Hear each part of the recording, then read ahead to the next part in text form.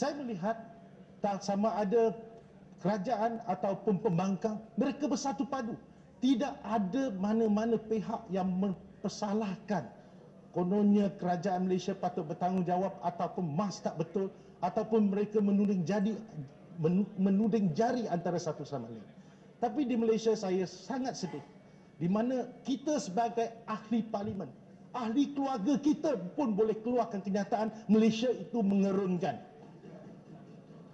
Malaysia ni mengerunkan, terrible Malaysia.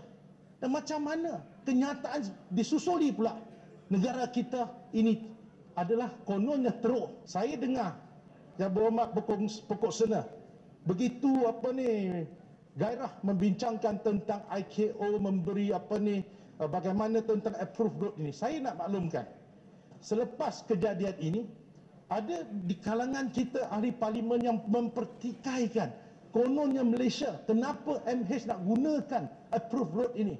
Untuk makluman, yang mana Yang Amat Berhormat Perdana Menteri telah terangkan begitu jelas sekali, selepas kejadian atau sebelum kejadian ini, tempat ini adalah yang diluluskan IKO atau ICAO, dan inilah satu badan antarabangsa yang menentukan dan meluluskan perjalanan ataupun approved road.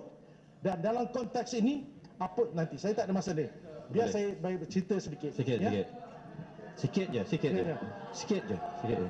Biar saya duduk. Ianya jelas. Saya salah. Kalau ada masa saya They were mistaken. It's not safe. No. Ianya tak selamat.